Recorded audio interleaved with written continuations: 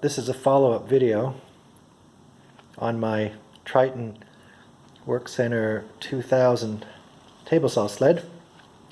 As you can see here, I've got it sitting on the Triton now. I made some modifications from the previous one. The previous one is over here. It's a lot narrower, smaller in size, and the rails that I put on it weren't so good. It's very difficult to get the adjustments right. This sled has now got, I guess, somewhat improved rails. You can see here that the rails, they're made out of durian hardwood. They're just strips that are about 300 mil long. There's a trade-off. The longer that they are, you might argue that they get a more stable travel across the table, but then the path length is restricted because these are not through table slots. They're cutouts, and then these runners are, these are then riveted in, and they're limited on both sides. So there's a limited amount of travel on the table, which is a little bit unfortunate.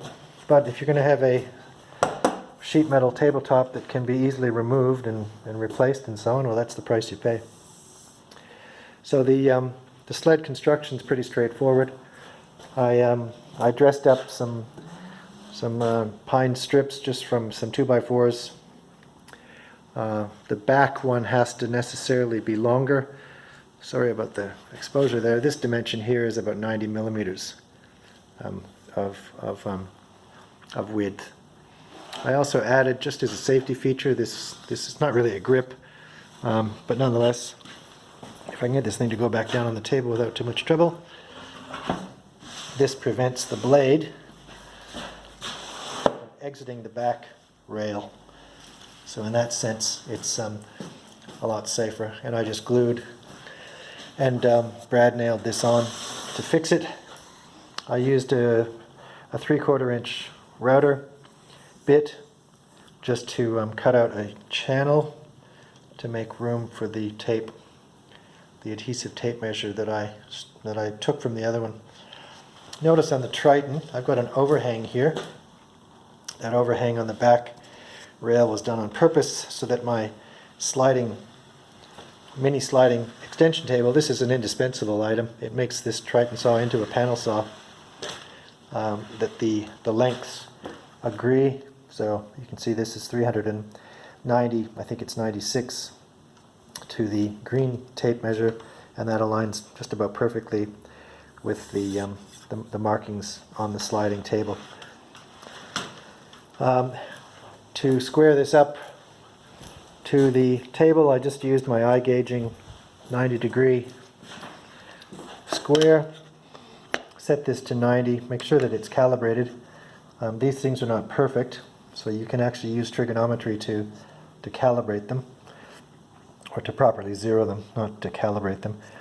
And as best I could, I just basically aligned the back fence with the blade through by touching the sides of the blade itself.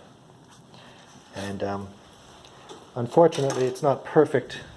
As you can see here, there is a little bit of rotation.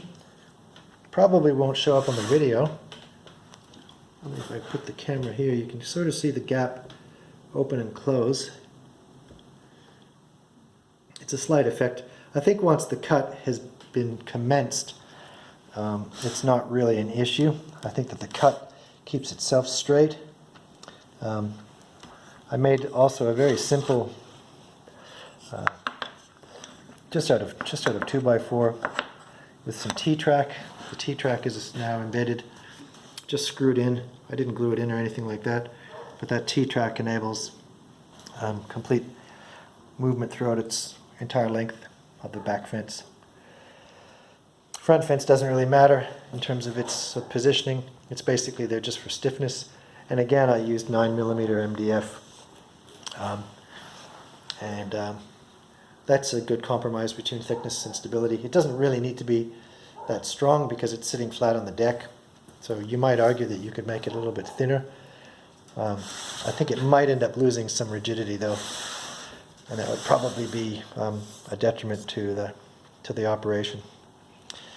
So that's basically it. I don't really feel like I want to do build videos because there's way better guys out there that are doing build videos than I ever could, and I just like to shoot them live and put it out. So this is it. If you've got any questions or comments, I'd really like to hear from you. The one thing I was thinking, and it was if you happen to have a sliding extension table. Now this is a mini sliding extension table because my shed's fairly narrow. I actually do have a maxi sliding table. The key thing with this sliding table are these galvanized barrels that are basically attached through a bracketing mechanism. These are removable, but I never take off this inner rail, as it's called. And you can see here that their sliding table uses these plastic runners. The plastic runners are actually in two pieces. The one that touches onto here, it actually touches just in 2 points, there and on the other side. This corner piece is a separate piece of plastic. This screws onto this. In principle, these runners could be used to make a sled for the Triton. That would improve alignment because this piece of galvanized steel is very straight and gives very good alignment from the way it was designed. It's a very clever design, and in fact this can come off quite easily. This comes off as a one-hand operation. You can set this thing aside, and then you can see that inner rail would be available for this sort of type of a sled. For some of you that have been following along, I did actually try to have a wider sled with runners on the outside of the table, but unfortunately the table is just wider on the ends from that corner to that corner because this is pressed sheet metal than it is in the middle. It's just probably less than a millimeter different, and that millimeter is enough to allow this thing to again rotate and move and shimmy too much. And in a sense, the captive rails, they give a natural limit to the travel of this sled. So in a sense, it's quite reliable, and because of that limitation, you really can't make a mistake. You can't cut through further. It basically stops where it stops, and that's all you get. It does limit the cut, but for most things that I would be working on, offhand I cannot remember what this dimension is here, but it's plenty if you were working on anything that large. Anything larger than that, and I would probably use my sliding extension table. So that's about it for this video. If you've got any questions or comments, let me know.